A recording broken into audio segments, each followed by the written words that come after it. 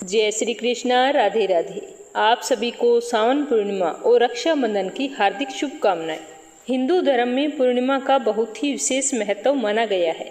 सावन मास में पड़ने वाली पूर्णिमा को सावन पूर्णिमा के नाम से जाना जाता है। पूर्णिमा के दिन व्रत भी रखा जाता है। इस साल 2023 में सावन पूर्णिमा का व्रत 30 अगस्त को रखा जाएगा। इस दिन भगवान शिव और माता पार्वती जी की पूजा की जाती है। साथ ही रक्षाबंधन का त्योहार भी मनाया जाता है। कई लोग अपने घरों में भगवान सत्यनारायण की पूजा भी करवाते हैं और व्रत भी रखते हैं। धार्मिक मान्यताओं के अनुसार इस दिन भगवान सत्यनारायण की कथा पढ़ना या सुनना बहुत ही शुभ माना जाता है। ऐसी मान्यता है कि सत्यनारायण का पाठ करने से व्यक्ति के सारे कष्ट और दुख समाप्त हो जाते हैं। सावन पूर्णिमा के दिन भगवान शिव और माता पार्वती जी की पूजा का विशेष महत्व है। ऐसा माना जाता है कि जो व्यक्ति इस दिन व्रत रखता है उसे जीवन में कई लाभ मिलते हैं। मान्यताओं के अनुसार जो जातक व्रत और सही विधि विधान के साथ भगवान शिव गौरी की उपासना करते हैं उनकी सारी मनोकामनाएं पूर्ण होती है। इस व्रत को सभी पापों को नष्ट करने वाला व्रत माना गया है। सावन पूर्णिमा तिथि का व्रत रखने से बुद्धि, अच्छी सेहत और लंबी आयु का आशीर्वाद मिलता है। सावन पूर्णिमा को नारियली पूर्णिमा के नाम से भी जाना जाता है। इस दिन गरीबों को दान करना बहुत ही शुभ माना गया है। चंद्र दोष से मुक्ति पाने के लिए यह तिथि सबसे महत्वपूर्ण मानी गई है। इस दिन व्रत रखकर शाम को चंद्रमा उदय होने पर चंद्रमा को अर्घ्य देकर व्रत का पालन करने से मनुष्य की कुंडली में अगर चंद्रमा कमजोर हो तो मजबूत हो जाता है। चंद्र दोष से मुक्ति पाने के लिए यह बहुत ही उत्तम उपाय है। सावन पूर्णिमा के दिन जनेऊ पहनने वाले हर आदमी को मन, वचन और कर्म का संकल्प लेकर जनेऊ बदलना चाहिए और इस दिन गौ दान का भी बहुत ही अधिक महत्व माना गया है। तो आज हम पूर्णिमा के इस शुभ अवसर पर भगवान श्री सत्यनारायण की कथा के साथ साथ पूर्णिमा तिथि की सभी पावन कथाओं को बड़ी ही श्रद्धा भाव से सुनेंगे। तो चलिए शुरुआत करते हैं गणेश जी की कहानी से। बोलो गणेश गजानन की जय हो। एक गांव था जिसमें एक सेठ जी अपने परिवार के साथ रहा करते थे। सेठ जी का बहुत ही बड़ा कारोबार था। सेठ जी गणेश जी की पूजा में पूरा ही विश्वास रखते थे। बड़ी श्रद्धा भाव से गणेश जी की पूजा किया करते थे, जिसके कारण सेठ जी के घर में अन्न धन की कोई भी कमी नहीं थी। वो सदैव भरे रहते थे। उनके जीवन में कभी भी किसी प्रकार की कोई कठिनाई नहीं आई। नित्य प्रतिदिन नियम अनुसार वो रोजाना नदी पर स्नान करने जाते और आकर गणेश जी की पूजा करते, फिर उन्हें भोग लगाते, उसके बाद में ही स्वयं भोजन करते। लेकिन यह बात सेठानी को बिल्कुल भी अच्छी नहीं लगती। वो धार्मिक नहीं थी और ना ही ईश्वर में विश्वास रखती थी। एक बार सेठानी ने सोचा कि यह इतना गणेश जी को मानते हैं, गणेश जी की पूजा करने से क्या होता है, मैं तो मानती नहीं हूँ। आज देखती हूँ कि वो गणेश जी की पूजा कैसे करते हैं। तो यह सोचकर जब दूसरे दिन सेठ जी नदी पर स्नान करने के लिए जाते हैं तो सेठानी जी पीछे से गणेश जी की मूर्ति को उठाकर कपड़े से ढककर बगीचे में ले जाकर जमीन में दबा देती है। जब सेठ जी स्नान करके नदी से घर पर आते हैं तो देखते हैं कि गणेश जी की मूर्ति नहीं है मंदिर में। तो वो सेठानी से पूछते हैं कि गणेश जी की मूर्ति मंदिर में नहीं है, कहाँ गई? तो सेठानी बोलती है कि मुझे मालूम नहीं। सेठ जी ने घर में इधर उधर सारे मूर्ति को बहुत ढूंढा, लेकिन मूर्ति तो नहीं मिली, तो मूर्ति को भोग नहीं लगा पाए। इसीलिए सेठ जी ने खुद भी अन्न जल का त्याग कर दिया और गणेश जी से प्रार्थना करने लगे कि हे प्रभु, मुझसे कौन सी गलती हो गई जो आप मुझसे नाराज होकर मुझे छोड़कर ही चले गए। अगर आप अपनी कृपा दृष्टि मुझ पर बरसाते हो तो हे प्रभु मुझे दर्शन दीजिए। तो सेठ ने मन ही मन सोचा कि जब तक मुझे गणेश जी की मूर्ति नहीं मिल जाती, मुझे दर्शन नहीं दे देते, तब तक मैं अन्न जल का त्याग करता हूँ। तो उस दिन पूरा दिन ऐसे ही निकल गया। शाम को सेठ जी भूखे प्यासे सो गए। गणेश जी सेठ जी की भक्ति से प्रसन्न हो गए। जब सेठ जी सो गए तो सेठ जी के सपन में गणेश जी भगवान एक छोटे से चूहे के साथ खेल रहे होते हैं दिखाई देते हैं और चूहे को बाद में खाने के लिए लड्डू देते हैं। चूहा लड्डू लेकर बगीचे में जाता है और एक जगह से जमीन खोदता है और लड्डू वहीं पर डाल देता है और अचानक से सेठ जी की नींद खुल जाती है। तो सेठ जी भागकर बगीचे में जाते हैं और उसी जगह को खोदते हैं जहां उन्होंने सपने में लड्डू को दबाते हुए देखा था। तो थोड़ी देर जमीन खोदने पर कपड़े में लपेटे हुए गणेश जी की मूर्ति उन्हें मिल जाती है। सेठ जी गणेश जी की मूर्ति को पाकर बहुत ही खुश होते हैं और वापस लाकर मंदिर में स्थापित कर देते हैं। तो यह देखकर सेठानी को बहुत ही आश्चर्य होता है कि सेठ जी को यह मूर्ति मिली कहाँ से। तो वो भागकर सेठ जी के पास आती है और पूछती है कि ये मूर्ति आपको कहाँ से मिली। तो सेठ जी ने सारा वृत्तांत उन्हें सच सच बता दिया। तो यह बात जानकर सेठानी जी को खूब आश्चर्य हुआ। सेठानी जी के मन में श्रद्धा और विश्वास जाग गया और मन ही मन गणेश भगवान का स्मरण करते हुए उनकी सच्ची भक्त बन गई और सेठ जी को सारी सच्चाई बता दी और कहा कि मुझसे बहुत ही बड़ा अपराध हो गया था। अब से हम दोनों पति पत्नी प्रेम सहित गणेश जी भगवान की पूजा आराधना किया करेंगे, उनकी पूजा में कभी भी कोई कमी नहीं आने देंगे। यह सुनकर सेठ जी बहुत ही प्रसन्न हो गए और दोनों पति पत्नी गणेश जी को प्रणाम करते हुए बोले, बोलो गणेश गजानन की जय हो। हे गणेश भगवान, जैसी कृपा आपने सेठ और सेठानी पर की वैसी हम पर भी करना। कहानी कहने वाले पर, कहानी सुनने वाले पर सभी की सारी मनोकामनाएं पूर्ण करना। तो चलिए शुरू करते हैं भगवान सत्यनारायण की कथा। बोलो सत्यनारायण भगवान की जय हो। एक समय नेमिषारण्य तीर्थ में सोनकादि 88,000 ऋषियों ने श्री सूत जी से पूछा कि हे प्रभु, इस कलयुग में वेद विद्या रहित मनुष्यों को प्रभु भक्ति किस प्रकार मिलेगी तथा उनका उद्धार कैसे होगा। इसीलिए हे मुनि, ऐसा कोई व्रत या तप कहिए जिससे थोड़े से समय में पुण्य प्राप्त होवे तथा मनवांछित फल भी मिले। वह कथा हमारी सुनने की इच्छा है। सर्वशास्त्र ज्ञाता श्री सूत जी बोले कि हे वैष्णव पूज्य, आप सबने प्राणियों के हित की बात पूछी है। अब मैं उस श्रेष्ठ व्रत को आप लोगों से कहूँगा जिस व्रत को नारद जी ने लक्ष्मी नारायण से पूछा था और लक्ष्मीपति ने मुनि श्रेष्ठ नारद से कहा था। सो ध्यान से सुनना। एक समय योगीराज नारद जी दूसरों के हित की इच्छा से अनेकों लोकों में घूमते हुए मृत्यु लोक में आ पहुँचे। वहाँ अनेक योनियों में जन्मे हुए प्राय सभी मनुष्यों को अपने अपने कर्मों द्वारा अनेकों दुखों से पीड़ित देखकर सोचा कि किस यत्न के करने से निश्चय ही प्राणियों के दुखों का नाश हो सकेगा। ऐसा मन में सोचकर वो विष्णु लोक को गए।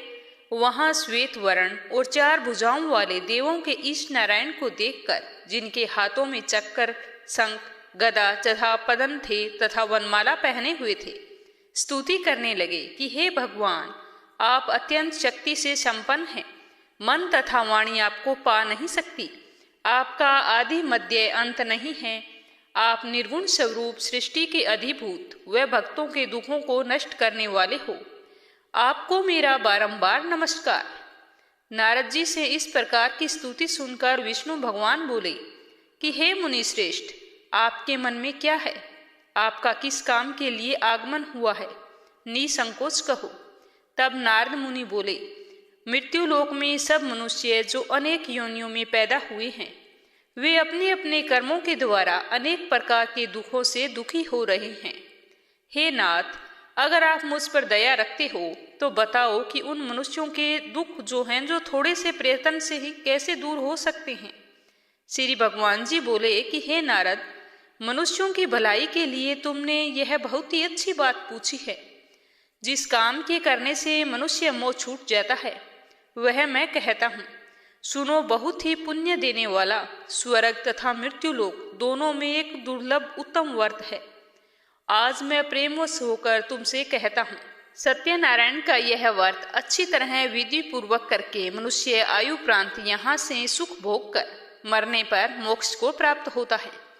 श्री भगवान जी के वचन सुनकर नारद मुनि बोले कि उस व्रत का फल क्या है और क्या उसका विधान है, और यह व्रत किस किसने किया है और किस दिन यह व्रत करना चाहिए, विस्तार से मुझे बताओ। भगवान जी बोले कि दुख शोक आदि को दूर करने वाला, धन धान्य बढ़ाने वाला, सौभाग्य तथा संतान को देने वाला यह व्रत सब स्थानों पर विजय प्राप्त करने वाला है। भक्ति और श्रद्धा के साथ किसी भी दिन मनुष्य श्री सत्यनारायण की प्रातःकाल के समय ब्राह्मणों और बंधुओं के साथ धर्मपरायण होकर पूजा करे। भक्ति भाव से निवेद केले का फल, घी, दूध, गेहूं का चूर्ण सवाया लेवे। गेहूं के अभाव में साठी का चूर्ण, शक्कर तथा गुड़ ले। सब भक्षण योग्य पदार्थ जमा करके भगवान के अर्पण कर देवे तथा बंधुओं सहित ब्राह्मणों को भोजन करावे। उसके पश्चात स्वयं भोजन करे। नृत्य गीत आदि का आचरण कर सत्यनारायण भगवान का स्मरण करते हुए समय व्यतीत करे। इस तरह व्रत करने पर मनुष्य की इच्छा निश्चय ही पूरी होती है। विशेषकर कली काल में भूमि पर यही मोक्ष का सरल उपाय है। तो सूत जी बोले कि हे ऋषियों, जिसने पहले के समय इस व्रत को किया है उसका इतिहास मैं आपको बताता हूँ, ध्यान से सुनना। सुंदर काशीपुरी नगरी में अत्यंत निर्धन ब्राह्मण रहता था। वह भूख और प्यास से बेचैन हुआ नित्य पृथ्वी पर घूमता रहता था। ब्राह्मणों से प्रेम करने वाले भगवान ने ब्राह्मण को दुखी देखकर बूढ़े ब्राह्मण का रूप धारण किया और उसके पास पहुंच गए और वहां जाकर आदर से पूछा कि हे विपर, नित्य पृथ्वी पर दुखी हुआ क्यों घूमता है? हे श्रेष्ठ ब्राह्मण, यह सब मुझसे कहो, मैं सुनना चाहता हूँ। तो ब्राह्मण बोला कि मैं निर्धन ब्राह्मण हूँ, भिक्षा के लिए पृथ्वी पर फिरता हूँ। हे भगवान, यदि आप इसका उपाय जानते हैं तो कृपा करके मुझे बताओ।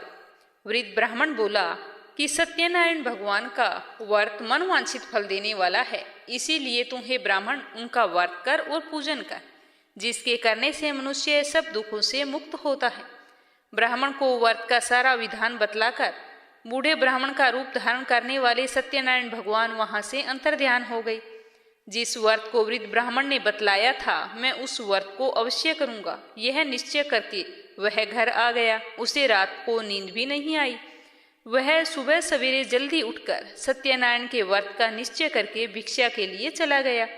उस दिन उसे भिक्षा में बहुत सारा धन मिला, जिसे बंधु बांधवों के साथ उसने सत्यनारायण भगवान का व्रत किया। इस व्रत के करने से वह ब्राह्मण सब दुखों से छूटकर अनेक प्रकार की संपत्तियों से युक्त हुआ। उस समय से वह ब्राह्मण हर माह व्रत करने लगा।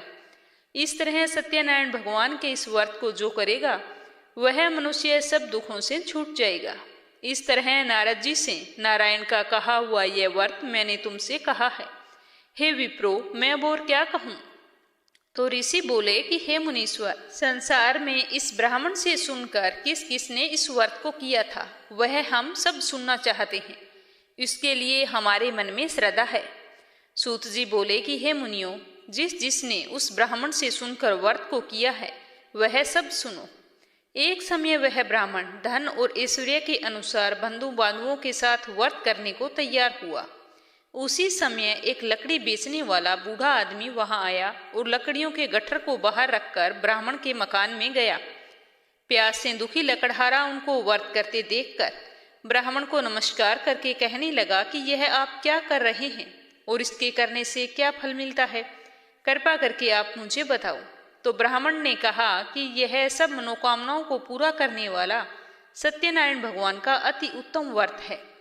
इसी की कृपा से मेरे यहाँ धन धान्य की वृद्धि हुई है। ब्राह्मण से इस व्रत के बारे में जानकर लकड़हारा बहुत ही प्रसन्न हुआ। चरणामृत लेकर प्रसाद खाने के बाद व्रत की सारी विधि पूछकर वह अपने घर को आ गया।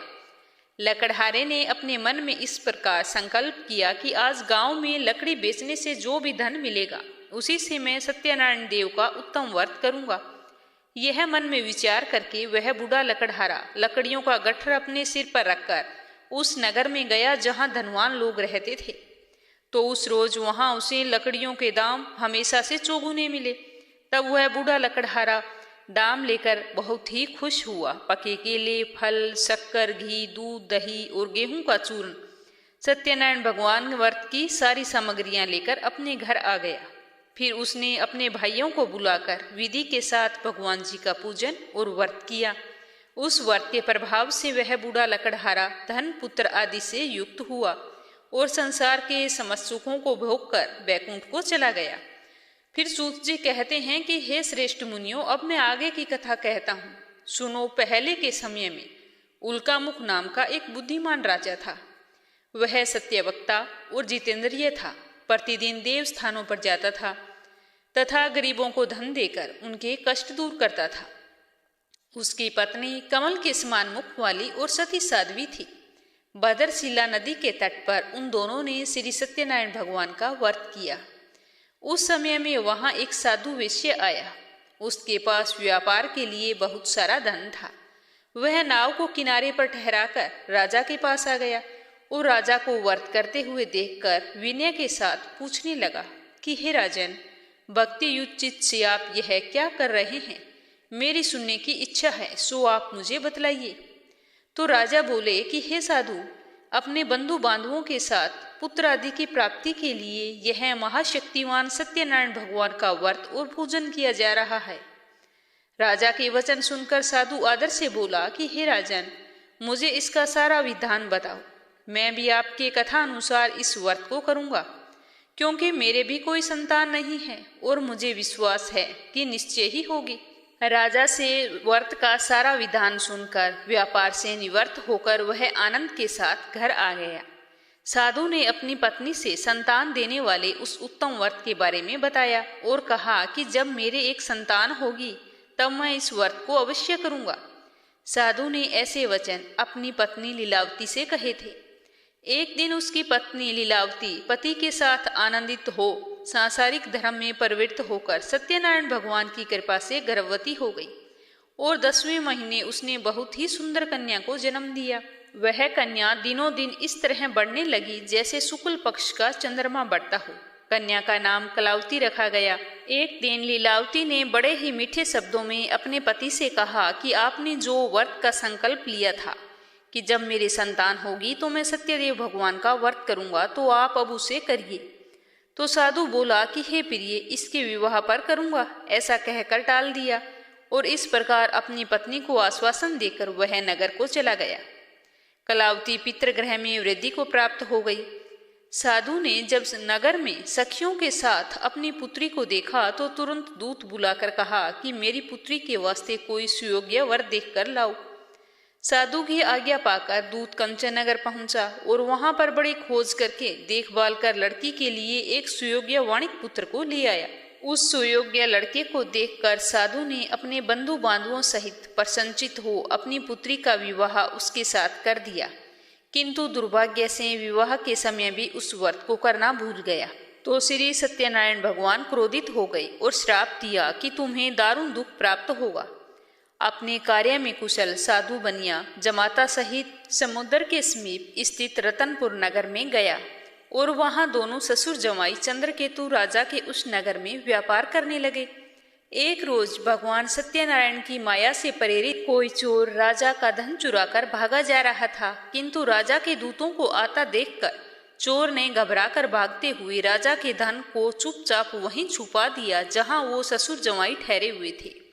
जब दूतों ने उस साधु वेश्या के पास राजा का धन देखा तो वे दोनों को बांधकर राजा के पास ले गए और जाकर बोले कि हम 2 चोर पकड़ कर लाए हैं, देखकर आज्ञा दे।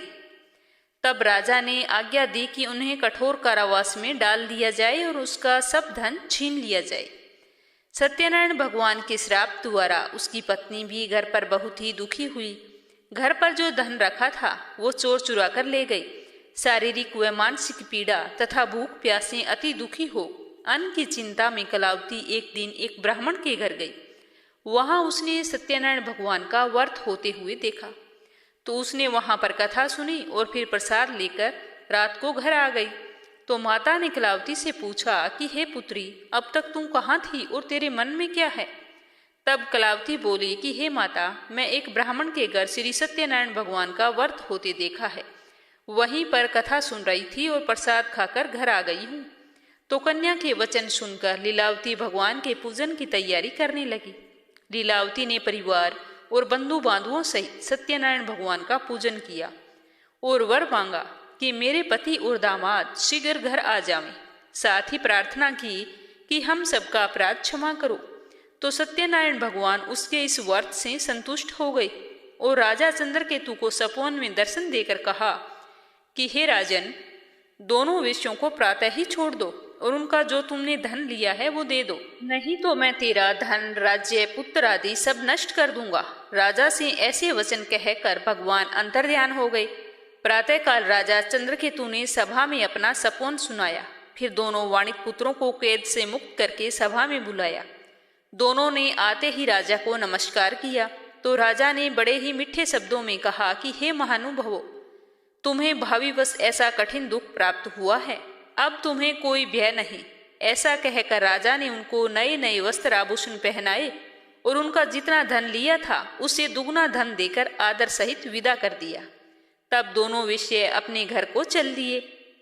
सूत जी कहते हैं कि वेश्या ने मंगलाचार करके यात्रा आरंभ की और अपने नगर को चला। उनके थोड़ी दूर निकलने पर दंडी वेशधारी सत्यनारायण ने उनसे पूछा कि हे साधु, तेरी नाव में क्या है?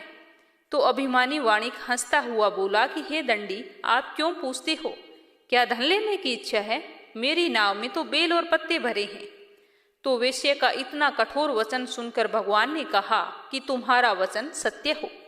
दंडी ऐसा कहकर वहां से दूर चले गए और कुछ दूर जाकर समुद्र के किनारे पर बैठ गए। दंडी के जाने के बाद वेश्या ने नित्य क्रिया करने के बाद जैसे ही अपनी नाव को ऊंचा उठा देखा तो अचंबा किया और पास आकर देखा तो नाव में तो बेल और पत्ते भरे थे। ये देखकर मूर्छित होकर जमीन पर गिर पड़ा। फिर मूर्छा खुलने पर अत्यंत शोक प्रकट करने लगा। तब उसका दामाद बोला कि आप शोक न करें, यह दंडी का श्राप है, अतः हमें उनकी शरण में चलना चाहिए, तभी हमारी मनोकामना पूर्ण होगी। दामाद के वचन सुनकर साधु वाणिक दंडी के पास पहुंचा।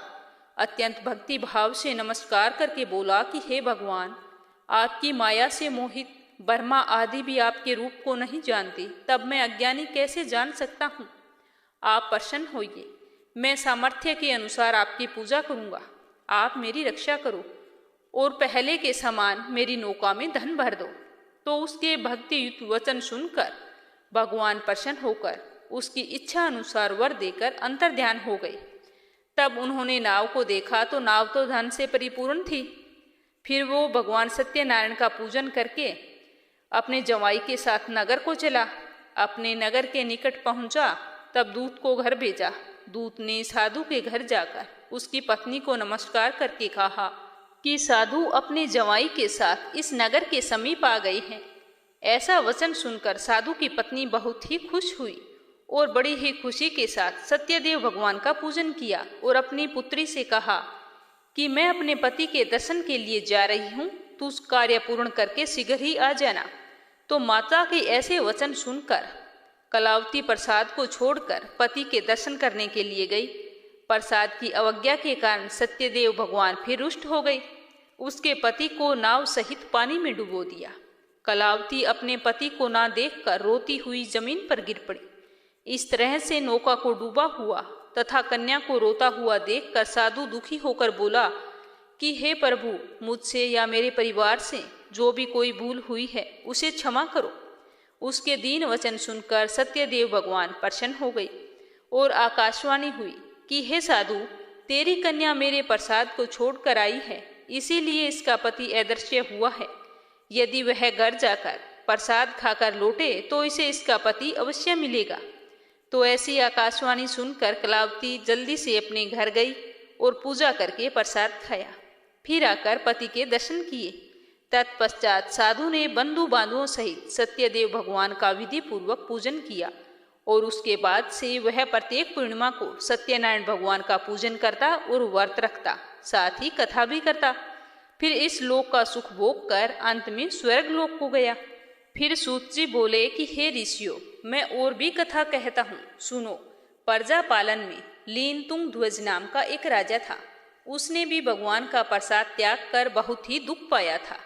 एक समय वह वन में जाकर वन्य पशुओं को मारकर बड़ के पेड़ के नीचे आया। वहां पर उसने ग्वालों को भक्ति भाव से श्रद्धा सहित सत्यनारायण जी का पूजन करते देखा। तो राजा तो घमंडवश वहां नहीं गया और ना ही नमस्कार किया। पूजा समाप्त होने पर जब ग्वालों ने भगवान का प्रसाद राजा को दिया तो राजा ने उस प्रसाद को त्याग दिया और अपनी नगरी को चला गया। वहां जाकर उसने देखा कि सब कुछ नष्ट हो गया है। तो वह राजा जान गया कि यह सब सत्यनारायण भगवान ने किया है। तब वह विश्वास करके फिर से ग्वालों के समीप गया और विधि पूर्वक पूजन करके प्रसाद खाया। तो सत्यदेव की कृपा से सब कुछ पहले जैसा हो गया।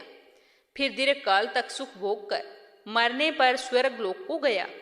जो मनुष्य इस परम दुर्लभ व्रत को करेगा, भगवान की कृपा से उसे धन धान्य की प्राप्ति होगी। निर्धन धनी बंदी बंधन से मुक्त हो जाता है।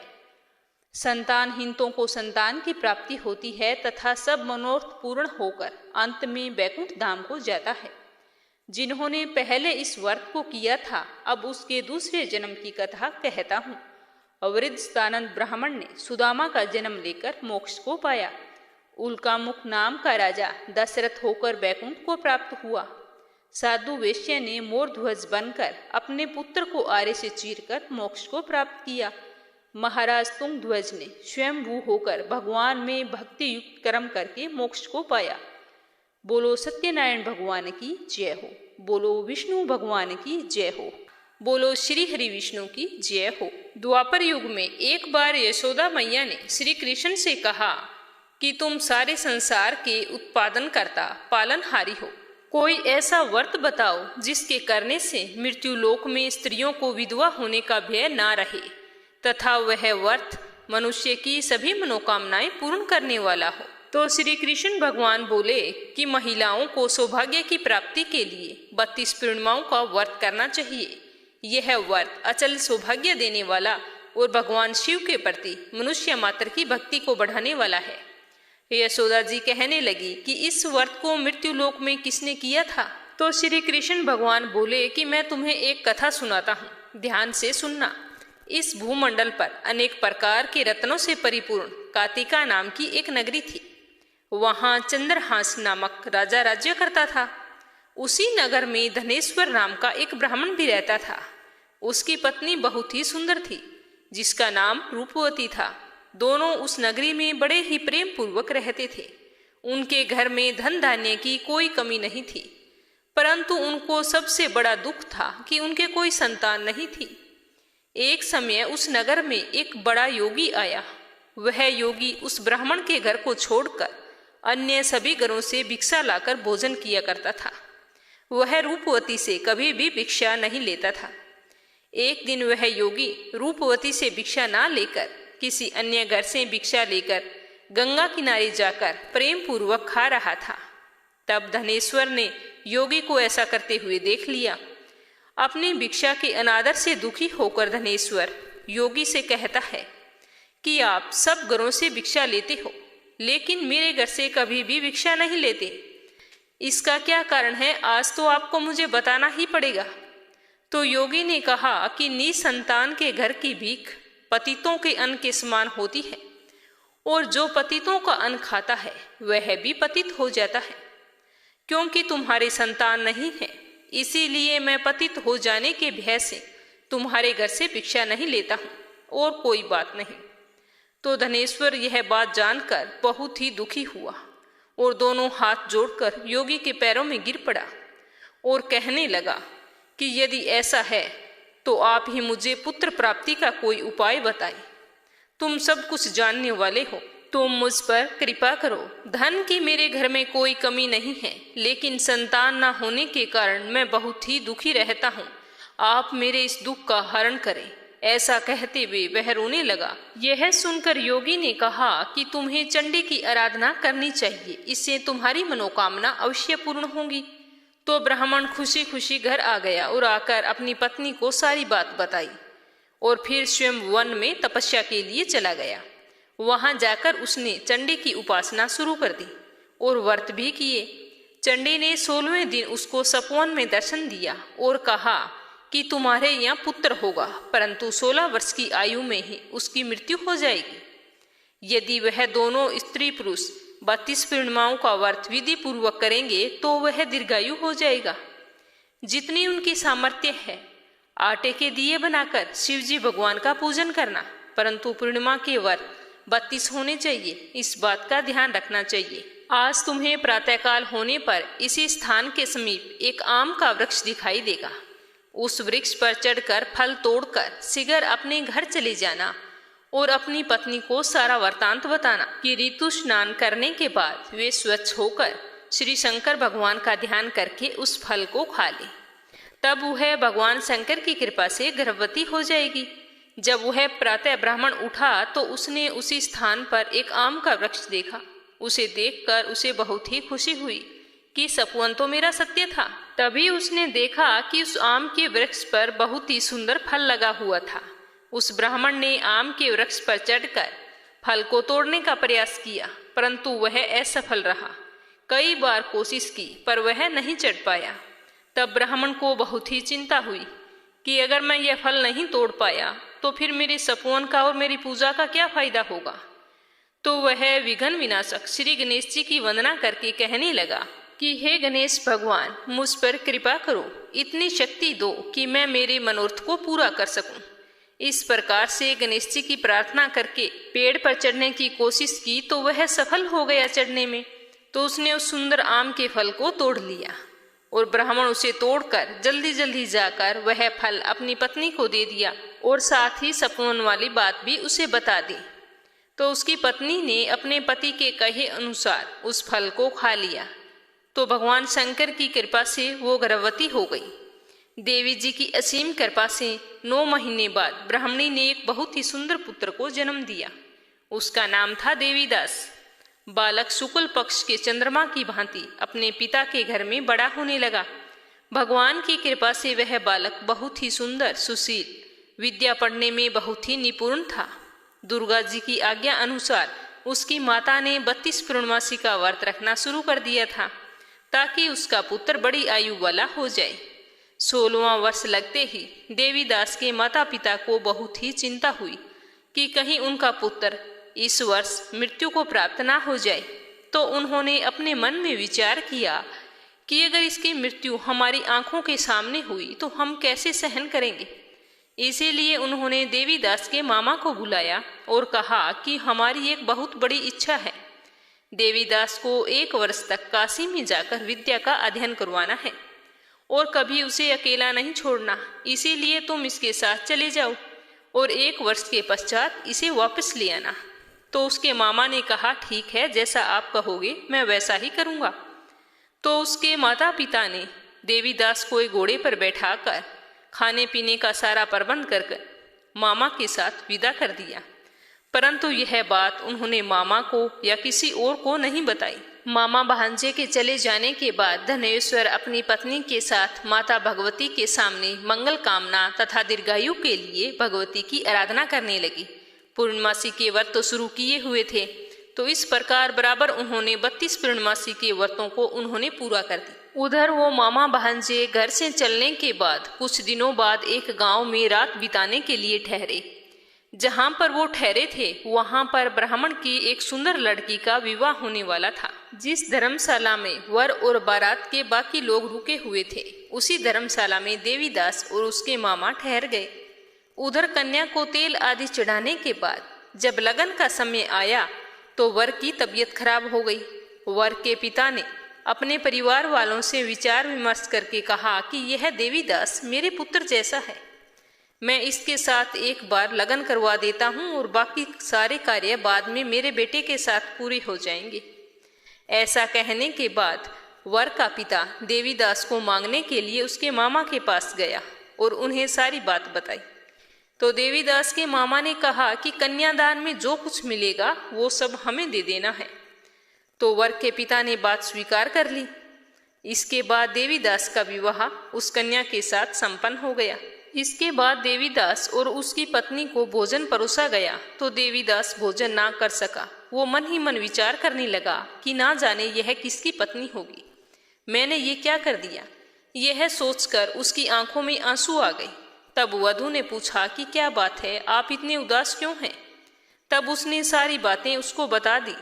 तब कन्या कहने लगी कि यह तो धर्म के खिलाफ है, अब तो आप ही मेरे पति हैं, मैंने आपके साथ फेरे लिए हैं, मैं आपकी पत्नी ही रहूंगी, किसी अन्य की नहीं।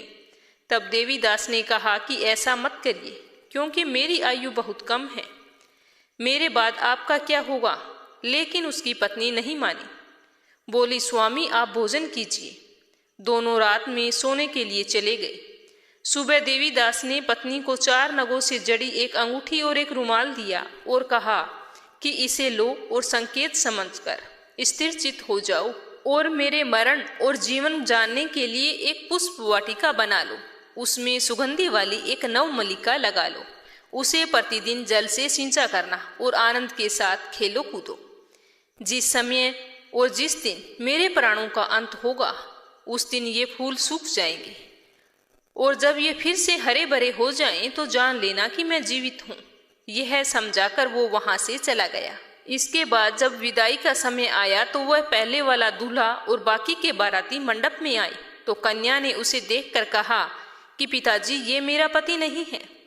मेरा पति वह है जिसके साथ मैंने रात में बातचीत की थी। अगर यह मेरा पति है तो ये बताएं कि मेरी इसके साथ क्या बात हुई थी और इसने मुझे क्या कुछ दिया था। साथ ही कन्यादान के समय जो आभूषण मिले थे वो भी मुझे दिखाए। तो कन्या की ये सारी बातें सुनकर वह कहने लगा कि मैं यह सब नहीं जानता। इसके बाद वो बारात खाली वापस लौट गई। भगवान श्री कृष्ण जी कहते हैं कि इस प्रकार देवीदास काशी विद्या अध्ययन के लिए चला गया। जब कुछ समय बीता तो काल से प्रेरित होकर एक सर्प रात के समय उसको डसने के लिए आया। उस विस्तर के प्रभाव से उसके शयन का स्थान चारों ओर से विष की ज्वाला से विषैला हो गया, परंतु व्रत के प्रभाव से वह उसको काट नहीं पाया, क्योंकि पहले ही उसकी माता ने 32 पूर्णमासियों का व्रत कर रखा था। नाकाम होने पर सर्प तो वापिस चला गया, लेकिन इसके बाद स्वयं काल वहां पर आया।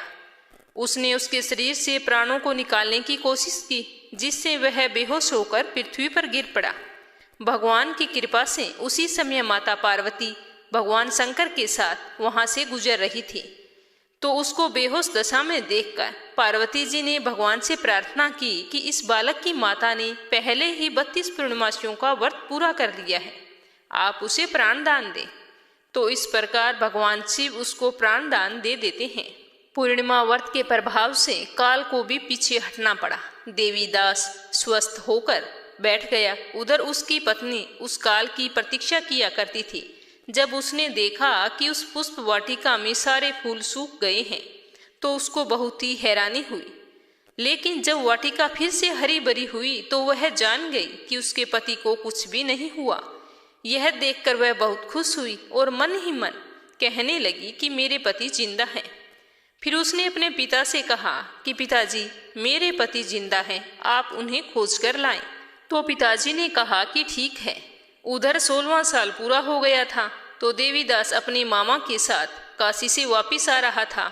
उधर उनके ससुर उनको खोजने के लिए जाने ही वाले थे कि दोनों मामा भांजे वहां आ गए। उनको आया हुआ देखकर उसके ससुर को बहुत ही प्रसन्नता हुई और उन्हें अपने साथ घर ले आई। तो उसी समय नगर के सारे लोग वहां पर इकट्ठे हो गए। सारे लोगों ने और उस कन्या ने उस लड़के को पहचान लिया। कुछ दिन वहां रुकने के बाद देवीदास अपनी पत्नी और मामा के साथ अपने ससुराल से बहुत सारे उपहार लेकर अपने नगर को रवाना हुए। जैसे ही वो अपने गांव के निकट पहुंचे, उसको देखते ही गांव के लोगों ने उसके माता पिता को जाकर कहा कि देवीदास अपनी पत्नी और मामा के साथ आ रहा है। तो ऐसा सुनकर उसके माता पिता बहुत ही खुश हुए। पुत्र और पुत्रवधू के आने की खुशी में धनेश्वर ने बहुत ही बड़ा उत्सव मनाया। तब श्री कृष्ण जी कहते हैं कि धनेश्वर 32 पूर्णमासी के प्रभाव से पुत्रवान हुआ। जो व्यक्ति इस व्रत को करते हैं वे जन्म जन्मांतर के पापों से छुटकारा पा लेते हैं। लपसी और तपसी की कहानी। एक लपसी था, एक तपसी था। तपसी हमेशा भगवान की तपस्या करता था, लेकिन उसे चोरी करने की आदत थी। लपसी हमेशा 1.25 सेर की लापसी बनाता और पहले भगवान को भोग लगाता, उसके बाद में स्वयं भोजन करता। दोनों भाइयों का यही नियम था। तो एक दिन कोई बात को लेकर दोनों में कहासुनी हो गई। तो तपसी बोला कि मैं रोजाना भगवान की तपस्या करता हूँ, इसीलिए मैं बड़ा हूँ। तो लपसी बोला कि मैं रोज भगवान को 1.25 सेर लापसी का भोग लगाता हूँ, इसीलिए मैं बड़ा हूँ। ऐसा कहते हुए दोनों जोर जोर से लड़ने लगे। तभी वहां से नारद जी गुजर रहे थे। दोनों को लड़ता हुआ देखकर वहां आए और उनसे पूछा कि तुम दोनों लड़ क्यों रहे हो। तो दोनों ने अपने आप को बड़ा बताया और साथ में बड़ा होने का कारण भी बताया। तो नारद जी बोले कि मैं तुम्हारा फैसला कर दूंगा, कल आऊंगा, बता दूंगा भी कौन बड़ा है। दूसरे दिन लपसी और तपसी नहाकर अपनी रोज की भक्ति करने आए। तो नारद जी ने छुपकर 1.25 करोड़ की एक एक अंगूठी उन दोनों के आगे रख दी। जैसे ही भक्ति करते हुए तपसी की नजर उस अंगूठी पर पड़ी तो उसने चुपचाप से उठाई और अपने पैर के नीचे दबा ली। लपसी की नजर अंगूठी पर पड़ी, लेकिन उसने ध्यान नहीं दिया। उसने पहले भगवान को भोग लगाया और फिर स्वयं भोजन करने के लिए बैठ गया। थोड़ी देर बाद नारद जी सामने आए तो दोनों ने पूछा कि अब बताओ हम में से कौन बड़ा है। तो नारद जी ने तपसी से खड़ा होने के लिए कहा। तो वो खड़ा हुआ तो उसके पैर के नीचे दबी हुई अंगूठी दिखाई दी। तो नारद जी ने तपसी से कहा, तपस्या तो तुम करते हो, इतनी तपस्या करने के बाद भी तुम्हारी चोरी करने की आदत नहीं गई। ये अंगूठी मैंने ही तुम दोनों के आगे रखी थी। मैं ये देखना चाहता था कि तुम दोनों में से किन के मन में लालच है। तो तूने तो अंगूठी दिखाई पड़ते ही झट से अपने पैर के नीचे दबा ली। लेकिन लप्सी का ध्यान अंगूठी पर जाने के बाद भी लप्सी ने अंगूठी को ना ही उठाया और ना ही ध्यान किया। उसने सिर्फ अपने भगवान जी में ही ध्यान रखा, उन्हें भोग लगाया और बाद में स्वयं भोजन करने लगा। इसीलिए लप्सी बड़ा है और तुम्हें तुम्हारी तपस्या का कोई भी फल नहीं मिलने वाला। जितनी चाहे मर्जी तुम तपस्या कर लो, तुम्हें इसका कोई भी फल नहीं मिलेगा। तो तपसी को यह सुनकर बहुत ही दुख हुआ और वह शर्मिंदा होकर नारद जी से माफी मांगने लगा और कहने लगा कि आज तक की मेरी गलती माफ करो और मुझे बताओ कि मुझे मेरी तपस्या का फल कैसे मिलेगा। आज के बाद कभी भी मैं चोरी नहीं करूंगा। तो नारद जी ने कहा कि यदि कोई गाय और कुत्ते की रोटी नहीं बनाएगा तो उसका फल तुझे मिलेगा। यदि कोई आदमी ब्राह्मण को भोजन करवाकर उसे दक्षिणा नहीं देगा तो उसका फल भी तुझे ही मिलेगा। अगर किसी को सूट, तीवल, साड़ी अगर हम देते हैं, उसके ऊपर अगर भेंट स्वरूप कुछ रुपए नहीं देंगे तो उसका फल भी तुझे ही मिलेगा। अगर कोई व्यक्ति दिए से दिया जलाएगा तो उसका फल भी तुझे ही मिलेगा। अगर कोई औरत आंगन लीपकर चौका नहीं लीपेगी तो उसका फल भी तुझे ही मिलेगा। यदि कोई व्रत कथा में सारी कहानी सुन ले लेकिन तुम्हारी कहानी ना सुने तो उसका फल भी तुझे ही मिलेगा। उसी दिन से हर व्रत कथा और कहानी के साथ लप्सी तपसी की कहानी कहीं और सुनी जाती है। तो ये थी सत्यनारायण भगवान की संपूर्ण व्रत कथा। कथा को पूरा सुनने के बाद में कमेंट बॉक्स में जय हो सत्यनारायण भगवान की अवश्य लिखना और साथ ही इस कथा को ज़्यादा से ज़्यादा अपने रिश्तेदारों में शेयर करना ताकि हर व्रती तक यह कथा पहुँचे और आप सभी को भगवान श्री हरि विष्णु, माता लक्ष्मी, भगवान भोलेनाथ, माता पार्वती जी और सत्यनारायण भगवान का संपूर्ण आशीर्वाद प्राप्त हो। अगर आपने मीरा भक्ति चैनल को सब्सक्राइब नहीं किया है तो जरूर करना। आप सभी का बहुत बहुत धन्यवाद। जय श्री कृष्णा, राधे राधे।